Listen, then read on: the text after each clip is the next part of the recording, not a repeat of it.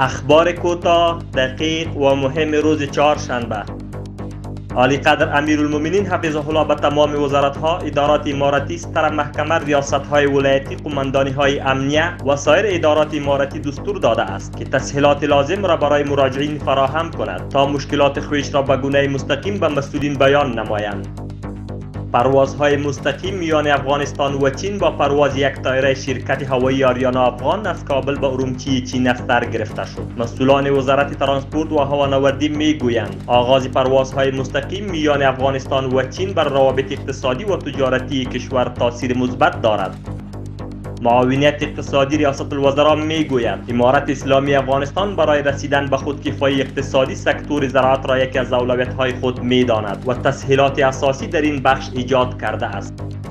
کار 47 پروژه انکشافی با هزینه بیش از 30 میلیون و 500 هزار افغانی در ولسوالی سروبی ولایت کابل آغاز شده است.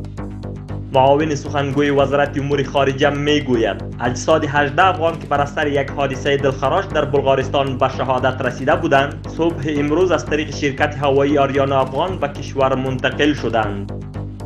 دهها خانواده در پنجشیر از برق بهره‌مند شده اند. مسئولین اداره برشنای پنجشیر میگویند که پس از فعال شدن ترانسفرمر برق به هزینه 1 میلیون و 500 هزار افغانی در بازارک مرکزی ولایت پنجشیر 150 خانواده از برق مستفید شده اند. 36 تانکر تیل بی‌کیفیت در بندر میل 78 فرات توسط اداره ملی استاندارد به کشور ایران مسترد شد. این اداره از همه تاجران می‌خواهند که کالاهای با کیفیت به کشور وارد کنند، در غیر آن با برخورد قانونی مشابه مواجه خواهند شد. برای بار نخست در ولایت هرات 2 موتر ساخته شده به نمایش گذاشته شد. این 2 موتر در سرک‌های شهر هرات به حرکت آزمایشی آغاز نمود.